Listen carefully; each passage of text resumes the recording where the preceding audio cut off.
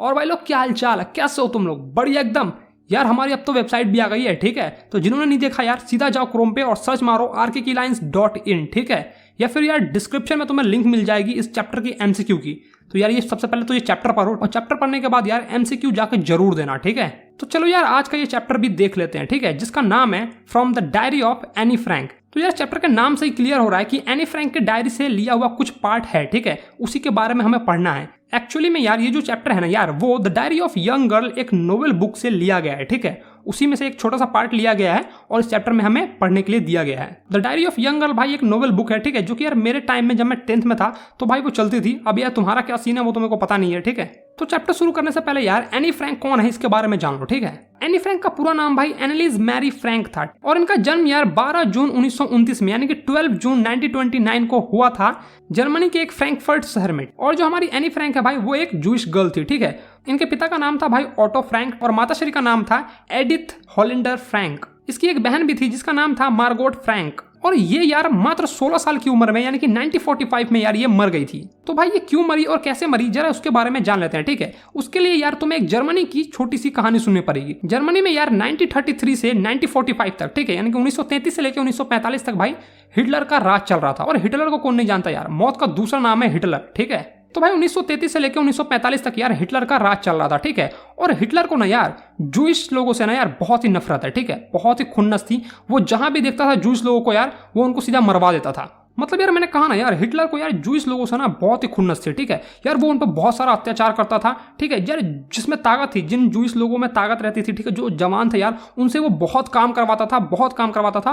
और भाई खाने के लिए भी नहीं देता था, ठीक है। और यार खाने के लिए अगर देता भी यार तो बहुत ही कम खाने के लिए देता था, जिससे यार आधे से ज्यादा लोग तो यार भूख के कारण ही मर जाते थे, ठीक है। और जो यार बच जाते थे उनसे वो बहुत काम करवाता था। और जो काम करने लायक नहीं बचते थे यानी कि जो बुजुर्ग हो जाते थे या फिर जिनके हाथ पैर नहीं काम कर रहे हैं, ठीक है, या फिर अपाहिज है, तो उन लोग को यार ये कॉन्सेंट्रेशन कैंप में बुलाता था, ठीक है। कॉन्सेंट्रेशन कैंप में बंद करके और जहरीली गैस छोड़ देता था और फिर यार जूस लोगों को वो मार देता था। मतलब यार उसका और उसके नाजी पार्टी का भाई एक ही मकसद था कि जितने भी जूस लोग हैं यार उन सबको मार देना है। तो भाई हिटलर की अत्याचारी तो चल ही रही थी, ठीक है। उसी में यार वर्ल्ड वार 2 आ जाता है, ठीक है। 1939 से 1949 तक वर्ल्ड वार 2 चला था, ठीक है, तुम्हें पता होना चाहिए। तो 1939 में जब यार वर्ल्ड वार 2 स्टार्ट होने लगा तो भाई उसकी पावर और ज्यादा बढ़ गई, ठीक है। और भाई वो बहुत ही तेजी से जितने भी जूइश लोग थे यार उनको वो मारने लगा। तो जैसे ही एनी फ्रैंक की फैमिली को पता चला कि वो लोग जो हैं यानी कि हिटलर और हिटलर की जो पार्टी है यार वो जूइश सारे जूइश लोगों को मार रहे हैं जर्मनी में, तो वो लोग भाई जर्मनी छोड़कर, ठीक है, फ्रैंकफर्ट जहां पे वो रहते थे, फ्रैंकफर्ट जगह पर, तो वहां से भाई वो लोग छोड़कर नीदरलैंड चले जाते हैं। और नीदरलैंड में एक जगह है एम्स्टर्डम, ठीक है, तो वहां पर वो लोग रहने लगते हैं। उसकी पूरी फैमिली, एनी फ्रैंक की पूरी फैमिली और उसके 4 दोस्त भाई जर्मनी से नीदरलैंड में आ जाते हैं। क्योंकि यार वो लोग हिटलर के खौफ से यार बहुत ज़्यादा डर जाते हैं, इसलिए यार वो लोग जर्मनी छोड़कर सीधा नीदरलैंड रहने के लिए आ जाते हैं। वो सोचते हैं अगर मैंने जर्मनी छोड़ दिया तो फिर हिटलर का हमारे ऊपर कोई भी कंट्रोल नहीं रह पाएगा, इसलिए वो हमें नहीं मारेगा। लेकिन भाई होता ये है कि वर्ल्ड वार 2 में यार उसकी पार्टी की पावर और ज़्यादा बढ़ जाती है, ठीक है। उसकी जो पार्टी थी नाजी पार्टी हिटलर की, तो भाई धीरे धीरे उसकी पावर बढ़ती चली जाती है, ठीक है। जर्मनी में तो यार उसका खौफ चल ही रहा था और धीरे धीरे भाई वो नीदरलैंड पे भी अपना कब्जा जमाने लगता है। और वहां भी जितने जूइश लोग छिपे हुए थे, जो लोग यार भाग के चले आए थे हिटलर के डर के कारण यार, उसको भी वो लोग मारने लगते हैं, ठीक है। उसकी पूरी पार्टी और वो जो है भाई वो मारने लगते हैं। और अब भाई एनी फ्रैंक की फैमिली यार फंस जाती है क्योंकि यार वो ऑलरेडी जर्मनी छोड़ के आई थी यहाँ नीदरलैंड में रहने के लिए हिटलर के खौफ के कारण। और अब भाई हिटलर भाई यहाँ भी आ गया है, ठीक है, यहाँ भी यार सारे जूइश लोग को वो मार रहा है, तो वो फंस जाते हैं। और वो लोग यार यानी कि एनी फ्रैंक की जो फैमिली है भाई वो लोग यार 2 साल तक उसके पिता ऑटो फ्रैंक के ऑफिस के छत पर यार छुप कर रहे, ठीक है। जुलाई 1942 से वो लोग यार 2 साल तक छुप कर वहां पर रहने लगे। ऑटो फ्रैंक जो एनी फ्रैंक के पिता थे, ऑटो फ्रैंक यार उसके ऑफिस के बिल्डिंग में ही 2 साल तक वो लोग यार छिप छिपा कर रह रहे थे, ठीक है। लेकिन यार आखिरकार वो लोग पकड़े गए और उन लोग के साथ भी यार वही हश्र हुआ जो कि यार बाकी के जूइश लोगों के साथ हुआ था, ठीक है। उन लोगों को भी भाई मारने के लिए यार कॉन्सेंट्रेशन कैंप वगैरह में ले गया गया, ठीक है, और यार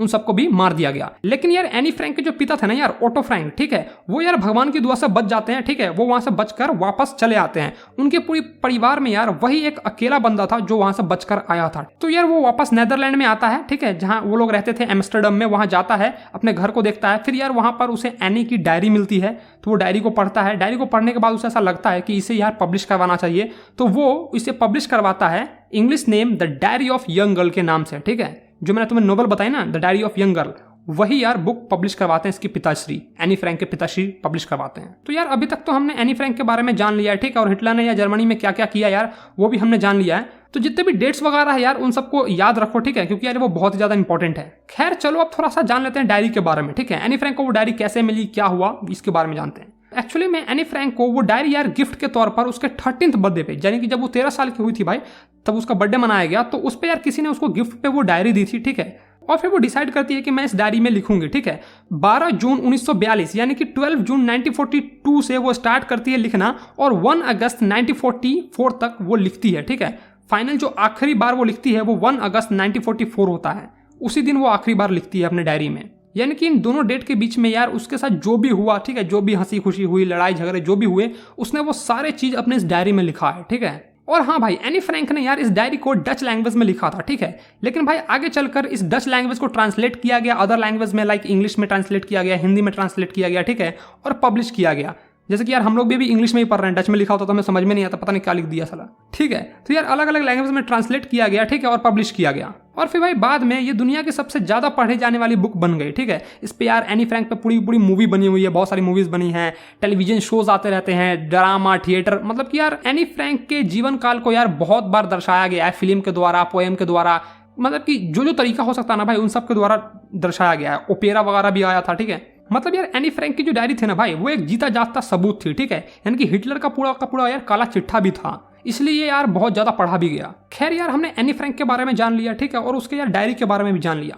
अब यार जानते हैं कि एनी फ्रैंक को यार डायरी लिखने का शौक कब से चढ़ा और उसने क्यों लिखना स्टार्ट किया, और उसने अपनी डायरी में क्या लिखा है वो भी देखते हैं, ठीक है। तो यार अभी तक तुम्हें ऐसा लग रहा होगा कि भाई क्या बता रहा था, इतना डेट बता दिया, क्या पूरा हिस्ट्री पढ़ा दिया, तो मतलब यार वो सब ज्ञान की बातें थी, ठीक है, वो तो तुम्हें पढ़ना ही था, क्योंकि एनी फ्रैंक की जिंदगी के बारे में अगर जानना था तो। और अब जो आगे मैं पढ़ाने जाऊंगा यार वो एकदम ईजी है, वो एकदम फुल टूस मजा आ जाएगा। चलो खैर यार मैं तुम्हें ये बता दूं कि एनी फ्रैंक की यार कोई खास दोस्त नहीं थे, ठीक है, जिसके साथ वो अपनी दिल की बातें, दिल की अरमान भाई शेयर कर सके, ठीक है। दिल के अरमान आंसुओं में बह गए, वो वाली बातें जो है वो शेयर कर सके, ऐसे कोई दोस्त नहीं थे। हालांकि यार ऐसा बिल्कुल भी नहीं है कि एनी फ्रैंक के पास दोस्त नहीं थे, ठीक है। उसके यार माता पिता थे, उसकी 16 वर्ष की यार एक बहन थी, ठीक है। यानी कि उसके लगभग 30 ऐसे लोग थे जिन्हें वो अपना दोस्त मानती थी या फिर जिन्हें वो अपना दोस्त कह सकती थी। लेकिन यार वो अपनी दिल की बातें ना उन लोगों के साथ शेयर नहीं कर सकती थी, ठीक है।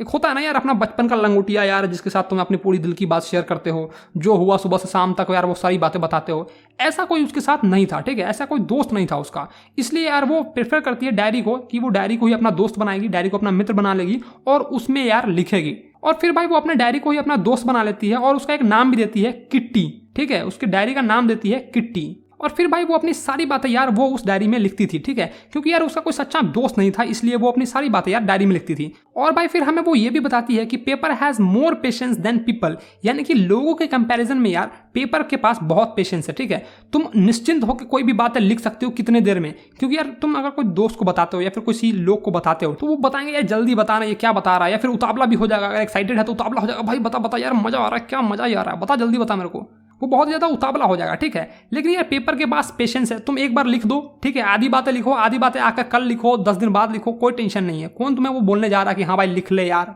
हैं। और इस लाइन का यार एक और मीनिंग है कि जब यार तुम किसी लोग को कुछ बताते हो तो यार वो तुम्हें जज करती है कि हाँ यार तू कैसा है, नहीं है, ठीक है। तुमने कोई यार अपनी फैमिली प्रॉब्लम बताई तो वो तुम्हें जज करेंगे कि यार तेरे घर में तो ऐसा ऐसा होता है, छी मेरा घर तो तेरे से अच्छा है, ठीक है। लेकिन यार जब तुम पेपर में लिखोगे तो वो तुम्हें रिप्लाई वापस नहीं देगी, ठीक है, वो तुम्हें कुछ नहीं बोलेगी, बस वो पेशेंसली सुनेगी, अपनी तुम्हारी सारी बातें वो सुनेगी, इसलिए यार वो ये लाइन बोलती है, ठीक है। फिर यार वो बताती है कि उसके पिता यार सबसे प्यारे पिता थे जिन्हें वो आज तक देखी थी, ठीक है। उसके पिता ने यार 36 वर्ष की उम्र में शादी की, यानी कि 36 ईयर ओल्ड के जब वो हुए तब उन्होंने उसकी माताश्री से शादी की। उस समय उसकी माताश्री का एज था भाई 25 ईयर, ठीक है, यानी कि बाप का एज था 36 और माताश्री का एज था भाई 25। और भाई फिर आगे चलकर 1926 में यानी कि 1926 में यार एनी की बहन मार्गोट का यार जन्म हुआ फ्रैंकफर्ट में, ठीक है। जर्मनी की एक जगह है फ्रैंकफर्ट, वहां पर भाई एनी की बहन मार्गोट का जन्म हुआ 1926 में। और भाई फिर 12 जून 1929 यानी कि 12 जून 1929 को एनी का जन्म हुआ। बहन का जन्म 1926 में हुआ और एनी का जन्म हुआ 1929 में, यानी कि 3 साल का डिफरेंस है, ठीक है। और इसकी पूरी फैमिली यार फ्रैंकफर्ट में ही रहती थी, ठीक है, जब तक यार एनी 4 साल की नहीं हुई। यानी कि एनी जब 4 साल की हो गई भाई तो ये लोग कहीं और शिफ्ट हो गए, ठीक है। इसके पिता जो थे यार वो हॉलैंड चले गए 1939 में। और भाई फिर इसकी माँ एडिथ हॉलेंडर फ्रैंक भी यार सितंबर में हॉलैंड चली गई, ठीक है। और भाई फिर इसकी बहन मार्गोट और ये भाई आचीन चले गए, ठीक है, इसकी ग्रैंड माँ के साथ यानी कि दादी के साथ रहने आचीन चले गए। फिर यार कुछ दिन के बाद यार जब दिसंबर आया, सितंबर के बाद जब दिसंबर आया तो उसकी यार बहन भी जो थी, मार्गोट जो थी यार उसकी बहन, यार वो भी हॉलैंड चली गई, ठीक है। फिर ये भी यार फरवरी में चली जाती है, ठीक है, फरवरी में ये भी हॉलैंड चली जाती है। और फिर वो बताती है कि मॉन्टेसरी नर्सरी स्कूल में वो पढ़ी, ठीक है, जब तक वो 6 साल की थी भाई तब तक वो मॉन्टेसरी नर्सरी स्कूल में ही वहाँ पर पढ़ी। और जब वो 6 साल की थी भाई तब वो फर्स्ट स्टैंडर्ड में थी, ठीक है। और जब वो 6th स्टैंडर्ड में गई यानी कि 6th क्लास में गई तो यार उसकी एक मैडम थी जिनका नाम था मिसेस कुपरेस। तो उनके साथ यार एनी का ना बहुत अच्छा अटैचमेंट हो गया था, ठीक है। यानी कि होता ना यार स्कूल में अपना एक अच्छा मास्टर होता है जिनसे यार अपनी बहुत ज़्यादा पढ़ती है, तो एनी का यार इससे बहुत ज़्यादा पढ़ता था। और बाद में यार एनी जब वो स्कूल छोड़ के जा रही होती है तो उसके टीचर के आंखों में यार आंसू आ जाते हैं, ठीक है। मतलब एकदम यार हार्ट ब्रेकिंग फेयरवेल जो होता है ना यार, हार्ट ब्रेकिंग फेयरवेल पार्टी मिलती है उसको। कहने का मतलब ये है यार उन दोनों के बीच में यार बहुत ज़्यादा लगाव था, ठीक है। और जब वो दूर हो रहे थे तो यार मतलब इमोशंस वाली फीलिंग आ गई। आगे वो लिखती है कि 1941 में यानी कि 1941 में उसकी दादी माँ की जो है भाई तबीयत कुछ ज़्यादा ही खराब हो गई। उसकी दादी माँ का ऑपरेशन वगैरह भी हुआ, ठीक है। तो उस समय यार उसका बर्थडे जो है ना उस ईयर यार कुछ खास ढंग से मनाया नहीं गया। फिर यार जनवरी 1942 में यार उसकी दादी माँ मर जाती है और वो कहती है कि दादी माँ के साथ मेरा कैसा अटैचमेंट था यानी कि कैसा इमोशन था वो कोई भी नहीं समझ सकता। यानी कि यार वो अपनी दादी माँ से बहुत ही ज़्यादा प्यार करती थी और जब उनकी दादी माँ मर गई यार तो उन्हें यार बहुत ही ज़्यादा अफसोस हुआ, बहुत ही ज़्यादा दुख हुआ।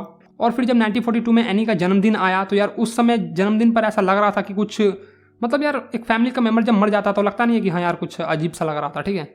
वो मिस कर रही थी अपनी दादी को। और फिर भाई वो अपनी दादी के लिए भी कैंडल जलाती है जो कि यार बाकी के कैंडल से बिल्कुल ही अलग दिख रहा था, बिल्कुल ही चमक रहा था, ठीक है। और भाई फिर वो इतना लिखते लिखते प्रेजेंट डेट 20 जून 1942 को आ जाती है जिस दिन वो अपना डायरी लिखना शुरू करती है, ठीक है। तो वो अपनी डायरी में अब क्या लिख रही है जरा वो पढ़ लेते हैं, ठीक है। चलो, तो 20 जून 1942 को यानी कि 20 जून 1942 को यार शनिवार का दिन था जिस दिन वो अपना यार डायरी लिखना स्टार्ट करती है। वो लिखती है डियरेस्ट किट्टी, ठीक है, क्योंकि यार उसने अपने डायरी का नाम किट्टी लिखा था। तो भाई वो अपने डायरी में लिखती है डियरेस्ट किट्टी, आज हमारे पूरे क्लास की टांगे कांप रही है। कारण आने वाली अगली मीटिंग है जिसमें टीचर्स डिसाइड करेंगे कि कौन इस क्लास में रहेगा और कौन अगली क्लास में जाएगा। यानी कि यार रिजल्ट का दिन था, ठीक है, इसलिए यार बच्चों की फटी पड़ी थी। टीचर यार डिसाइड करने वाले थे कि कौन अगली क्लास में मूव होगा, ठीक है, प्रमोट किया जाएगा किसको और किसको फेल करके यार इसी क्लास में रखा जाएगा। फिर वो लिखती है कि आधे क्लास ने तो शर्त भी लगा रखी है कि ये पास होगा तो ये पास नहीं होगा, ठीक है। मैं और मेरी दोस्त जीएन हमारे पीछे बैठे 2 लड़कों पर हंस रहे हैं। यानी कि यार एनी और एनी की दोस्त जीएन जो है उसके पीछे बैठे 2 लोंडों पर हंस रहे हैं, ठीक है, ठहाके मार रहे हैं, कैसा लड़का है देखो तो जरा, ऐसी बातें चल रही है, ठीक है। फिर वो बताती है कि सीएन और जैक्स ने अपने छुट्टियों के बचाए हुए पैसों से यानी कि जो भी पैसा उन्होंने सेव किया था यार उससे उन्होंने शर्त लगा लिया है, ठीक है। और सुबह से पूरे क्लास में बस एक ही चर्चा चल रही है कि तू पास हो जाएगा भाई तो तू पास हो जाएगा। जैसा कि यार हमारे साथ भी होता है, हम भी अपने दोस्तों को कहते हैं भाई तू तो पास हो जाएगा पक्का यार, तेरा तो एकदम सही गया होगा पेपर। अजी घंटा 10 नंबर के 2 क्वेश्चन तो यार मैं पेपर में छोड़ के आ गया था, मुझे क्या पास करेगी टीचर, मेरा कुछ नहीं होगा यार, लेकिन तेरा सही है यार, तू तो पक्का पास कर जाएगा। है मतलब यार ऐसी बातें चलती है ना कि तू पास हो जाएगा तो तू पास हो जाएगा, ठीक है। तो यार सेम चीज यहाँ भी हो रही है। फिर एनी कहती है कि अगर तुम मुझसे पूछोगे ना कि किसको पास करना चाहिए और किसको फेल, तो यार यहाँ पर बहुत सारे ऐसे गधे पड़े हैं जिन्हें फेल कर देना चाहिए। मतलब यार वो कुछ लड़कों पे ताने मार रही है, ठीक है। फिर वो अपने बारे में कहती है कि मेरी और मेरे दोस्त की तो चिंता ही ना करो, हम लोग तो ऐसे ही पास हो जाएंगे, लेकिन मुझे भी थोड़ा सा मैथ में डाउट है कि मैथ में मुझे कहीं फेल वेल ना कर दिया जाए, ठीक है। यानी कि यार एनी को भी मैथ से डर लगता था, ठीक है। तो यार इसी बात पर तुम भी मुझे बताओ कि यार तुम्हारा कौन सा फेवरेट सब्जेक्ट है, ठीक है, और सबसे घटिया सब्जेक्ट तुम्हें कौन लगता है, नीचे कमेंट में बताओ। चलो, फिर वो कहती है चलो ठीक है यार, अब कर भी क्या सकते हैं, इंतजार ही कर सकते हैं यार, टीचर आएंगे रिजल्ट बताएंगे, जो होगा देख लेंगे, तसल्ली रखो, ठीक है, सब बढ़िया जाएगा, ऑल इज बेल भैया, ऑल इज बेल। ऐसा वो अपने दोस्तों से बोलती है, ठीक है। फिर वो आगे लिखती है कि उसकी सभी टीचर से यार उसकी अच्छी खासी पढ़ती थी, ठीक है। उसके यार पूरे 9 टीचर थे जिसमें से यार 7 जो थे वो मेन थे और 2 जो थे वो वुमेन थे, यानी कि 7 मर्द थे और 2 औरतें थी। मिस्टर किसिंग ही वो खरूस बुड्ढा था जो एनी को मैथ पढ़ाता था और एनी और इसकी यार थोड़ी बड़ी अच्छी से नहीं पढ़ती थी, ठीक है। यार मतलब ये बात बात पे गुस्सा हो जाते थे क्योंकि यार एनी ना क्लास में बातें करती रहती थी, जैसे कि यार हम अपने दोस्तों से बातें करते रहते हैं क्लास आवर में, तो यार टीचर गुस्सा हो जाते हैं, ठीक है। यार सेम चीज यहाँ भी हो रहा है। तो वो बताती है कि मिस्टर किसिंग जो मुझे मैथ पढ़ाते थे उनके बार बार मना करने के बावजूद भी मैं अपने दोस्तों से बातें कर रही थी, इसीलिए उन्होंने मुझे एक एक्स्ट्रा होमवर्क असाइन कर दिया, ठीक है। यानी कि उन्होंने एक्स्ट्रा होमवर्क एनी को दे दिया कि जाओ और जाकर तुम चैटर बॉक्स के बारे में लिख के लाओ, ठीक है, चैटर बॉक्स के बारे में लिख कर लेके आओ। तो वो इस मैटर पे ज्यादा सोचती नहीं है कि क्या लिखना है, कैसे लिखना है, क्या होगा, ठीक है। वो सीधा अपना कॉपी बंद करती है, बैग में ठूसती है और घर के लिए रवाना हो जाती है। फिर भाई शाम में वो अपना सारा होमवर्क कंप्लीट कर लेती है और फिर आखिरी में यार उसकी नजर उस चैटर बॉक्स के लेटर पे जाती है जहां उसे चैटर बॉक्स के बारे में लिख के लाना था, ठीक है। तो भाई वो पन्ना अपना पेज जो है भाई वो खोलती है कॉपी और पेन को चबाती रहती है, ठीक है। जैसे कि यार हम अक्सर अपने पेन का जो टिप होता है, ढक्कन जो होता है, उसको चबाते रहते हैं यार, वैसे ये भी यार चबाते चबाते सोचती है कि क्या लिखूं, ठीक है, क्या लिखना चाहिए, मुझे नहीं लिखना चाहिए। फिर वो बताती है कि अगर मैं चाहती तो कुछ बड़े बड़े शब्द लिख देती और बीच में कुछ जगह छोड़ देती, यानी कि कुछ एक वर्ड लिखा फिर जगह छोड़ दिया, फिर कुछ वर्ड लिखा फिर जगह छोड़ दिया, और ऐसे कर करके मैं लिख सकती थी। लेकिन ये करना गलत था, ठीक है यार। तो यार वो अपने फाउंटेन पेन के अपर पार्ट को यार चबाती रहती है, ठीक है, ढक्कन को कह लो या फिर ऊपर का कलम को चबा रही है, ठीक है, और सोचती है कि क्या लिखूं, ठीक है। फिर उसे एक आइडिया आता है और फिर वो धीरे धीरे उस पर 3 पेज लिख देती है। चैटर बॉक्स पे भाई वो 3 पेज लिख देती है। एक्चुअली में मैं तुम्हें बता दूं कि चैटर बॉक्स का मतलब होता है बातूनी, ठीक है। जो ज्यादा बात करता है ना यार उसको चैटर बॉक्स कहते हैं, जो दिन भर ब्ला ब्ला ब्ला ब्ला करते रहता है, ठीक है। तो भाई वो सोच सोच कर इस टॉपिक पर 3 पेज लिख देती है। वो लिखती है कि बातें करना एक विद्यार्थी की विशेषता होती है, ठीक है, यानी कि एक स्पेशलिटी है, उसकी एक टैलेंट है बात करना, ऐसा वो लिखती है। और फिर वो ये भी लिखती है कि इसे काबू करने की वो पूरी कोशिश करती है कि वो कम बोले, ठीक है, ज़्यादा ना बोले, चुपचाप रहे। लेकिन यार इसकी माँ की भी सेम हैबिट है, इसकी माँ भी यार उतना ही बोलती है जितना कि ये बोलती है। तो वो लिखती है कि ये मेरी एक खानदानी आदत है, इसलिए मैं इसे छोड़ नहीं सकती हूँ, ठीक है। मैं पूरी कोशिश तो करती हूँ लेकिन मैं इसे छोड़ नहीं पाती। और अगले दिन एनी जब मिस्टर किसिंग को ये होमवर्क देती है, ठीक है, तो यार मिस्टर किसिंग जो खरूस बुढ़ा होता है यार, वो इसको पढ़ता है और पढ़ने के बाद यार खूब हंसता है, ठीक है, बहुत ज़्यादा हंसता है, कहता है ये क्या लिख के ले आई, ठीक है। फिर मिस्टर किसिंग यार पढ़ाने लगता है और इधर यार एनी अपने दोस्तों से फिर गप्पे लड़ाने में लग जाती है कि हाँ बहन बा कैसी हो, क्या हाल चाल, कल मौज मस्ती की कि नहीं की। फिर यार मिस्टर किसिंग एनी को बातें करते हुए देख लेते हैं, ठीक है, तो एनी को वो खड़ा करते हैं और फिर से यार वो इसे एक होमवर्क देते हैं। वो कहते हैं कि इस बार तुम एन इनकॉरिजिबल चैटर बॉक्स पर लिखो, ठीक है। और फिर भाई एनी उस पर भी लिखती है और फिर यार मिस्टर किसिंग को सौंप देती है कि ये लीजिए मैंने लिख दिया है, ठीक है। और अगले 2 पार्ट तक यानी कि अगले 2 टॉपिक तक समझ लो तुम यार एक तरह से, ठीक है, अगले 2 टॉपिक तक यार वो कुछ नहीं बोलती, एकदम शांत रहती है। मिस्टर किसिंग को कोई भी मौका नहीं देती है शिकायत का। लेकिन यार वो कितने देर तक चुप रह सकती थी, आखिर में यार वो बोल पड़ती है, ठीक है। और मिस्टर किसिंग यार उसे पकड़ लेते हैं। जैसे वो तीसरा टॉपिक पढ़ाने जाते हैं तो वो बोल पड़ती है, अपने दोस्तों से बातें कर लेती है, तो मिस्टर किसिंग यार उसे फिर पकड़ लेते हैं और फिर उसे खड़ा करते हैं और कहते हैं कि इस बार तुम्हें बात करने के रूप में मैं तुम्हें पनिशमेंट दे रहा हूं कि quack quack quack said mistress chatter box पर लिख के लेके आना है तुम्हें, ठीक है। फिर यार पूरा क्लास मजाक उड़ाने लगता है और हंसने लगता है, ठीक है। तो यार एनी भी खुद पर अपने आप पर हंसने लगती है और आगे वो लिखती है कि जितना भी उसे यार चैटर बॉक्स पे आता था, ठीक है, वो उसने यार ऑलरेडी लिख के बता दिया है। उसने 2 बार यार उसको पनिशमेंट मिला तो दोनों बार उसने यार लिख के बता दिया है। और अब यार कुछ नया और कुछ यार अच्छा लिखना था, ठीक है। तो उसकी एक दोस्त होती है सैन, ठीक है, जो कि यार पोइट्री में बहुत ही अच्छी थी, यानी कि उसे यार अच्छे अच्छे कविताज वगैरह लिखने आते थे। तो वो कहती है कि चिंता मत करो, मैं तुम्हें हेल्प करूंगी चैटर बॉक्स के बारे में लिखने में, ठीक है। तो ये सुनकर यार एनी बहुत ज़्यादा खुश हो जाती है, ठीक है, वो बहुत ज़्यादा हैप्पी हो जाती है कि चलो यार कोई तो मिला, कोई दोस्त तो मेरा मिला जो मेरी मदद कर रहा है। फिर यार मिस्टर किसिंग एनी पर जोक मारने की कोशिश करते हैं, ठीक है, उसका मजाक उड़ाने की कोशिश करते हैं एनी की। और इधर एनी यार खुद उन पर मजाक उड़ाने की कोशिश कर रही थी, ठीक है। मतलब यार हमारे क्लास में भी ऐसा कुछ होता है ना कि टीचर यार मजाक उड़ाते हैं तो यार हम भी उस पर कुछ मजाक उड़ा देते हैं, ठीक है। तो कुछ ऐसा ही सीन चल रहा है, मतलब समझ लो यार तुम्हारा ही क्लास का सीन चल रहा है, ठीक है। फिर यार एनी अपना पोयम खत्म कर लेती है जो कि यार बहुत ही सुंदर पोयम था, ठीक है। वो यार बत्तख और हंस के बारे में था। माँ जो थी बत्तख थी और बाप जो था यार हंस था, ठीक है। और उनके यार 3 छोटे छोटे चूजे थे, यानी कि 3 छोटे छोटे बच्चे थे जो कि यार दिन भर क्वाक क्वाक करते थे। तो यार पिता हंस को ये बात अच्छी नहीं लगती है और वो चोंच से मार मार कर अपने तीनों बच्चों को मार देता है, ठीक है। एनी यार मजाकिया ढंग से इस चीज को लिखती है, लेकिन मिस्टर किसिंग यार इस बात को बहुत ज्यादा सीरियस ले लेते हैं और वो ये पूरा पोयम पढ़कर उस पूरे क्लास को बताते हैं, ठीक है। बल्कि उसी क्लास को नहीं, जहां जहां वो अगले अगले जो क्लास में जाते हैं ना भाई, उन सभी क्लास को ये सारा पोयम पढ़ के वो बताते हैं कि देखो कैसा अच्छा सा पोयम लिखा है एनी ने, ठीक है। उसकी पूरी तारीफ करते हैं और फिर बाद में यार एनी को परमिशन मिल जाता है कि वो क्लास में अपने दोस्तों से बातें कर सकती है, क्योंकि यार ये कुछ ज़्यादा इमोशनल वाला पोयम उसने लिख दिया था एनी ने, ठीक है। तो उसको यार परमिशन मिल जाता है कि हाँ तुम क्लास में बातें कर सकती हो। और फिर मिस्टर किसिंग ने कभी भी उसको यार एक्स्ट्रा होमवर्क नहीं दिया कि तुम बातें कर रही हो तो तुम्हें एक्स्ट्रा होमवर्क मिलेगा, ऐसा कुछ सीन फिर बाद में नहीं हुआ। और मिस्टर किसिंग जो कि यार एकदम खरूस बुढ़ा था, ठीक है, वो आजकल एकदम फनी वे में पढ़ाता है, फनी वे में रहता है, आजकल मजाकी ढंग से बातचीत करते रहता है। मतलब यार मिस्टर किसिंग जो खरूस था यार अब वो थोड़ा सुधर गया है, ठीक है। तो बस यार यहीं पे तुम्हारा ये चैप्टर खत्म होता है, ठीक है। The diary of young girl से बस यार इतना ही चीज लिया गया है। बाकी अगर तुम्हें इससे ज्यादा पढ़ना है यार एनी के बारे में, ठीक है, तो यार एक नोवेल आती है the diary of young girl, तुम वो खरीद लो और पढ़ लेना, ठीक है। और वीडियो में तुम यहाँ तक आ चुके हो, तुमने ये चैप्टर पढ़ लिया है, तो यार नीचे डिस्क्रिप्शन में लिंक मिल जाएगा, ठीक है, या फिर तुम्हें कमेंट बॉक्स में लिंक मिल जाएगा, वहां जाओ, उस लिंक पे क्लिक करो और जाकर इसका MCQ टेस्ट दो ताकि वो तुम्हें सारा चीज याद हो जाए, ठीक है। ये चैप्टर यार ठीक ठाक था, लेकिन यार तुम्हें डेट्स याद रखने पड़ेंगे, ठीक है। और एनी फ्रैंक कौन है, उसके माता पिता का नाम वाम, ठीक है। मतलब थोड़ी सी हिस्ट्री की चीज़ें यार तुम्हें याद रखनी पड़ेगी, जो कि यार तुम MCQ अगर दोगे तो तुम्हें वो ऑटोमेटिकली याद हो जाएगा। तो जाओ नीचे कमेंट में, डिस्क्रिप्शन में, और जहाँ जहाँ पॉसिबल हो सकता है यार मैं लिंक दे दूंगा तुम्हें, ठीक है। तुम वहाँ से जाकर इस चैप्टर का MCQ अटेंड करो। और अगर वीडियो अच्छा लगा हो तो भाई वीडियो को लाइक करो, ठीक है। और अपने दोस्तों के साथ शेयर करो, अगर तुम्हें लगता है कि यार उनको भी इस चीज़ की ज़रूरत है तो उनके साथ ये शेयर करो, ठीक है। और अपने भाई का चैनल सब्सक्राइब नहीं किया तो क्या कर रहे हो भाई लोग, चैनल तो सब्सक्राइब कर लो हैं। चलो मैं मिलता हूँ तुम्हें नेक्स्ट वीडियो में, बाय बाय।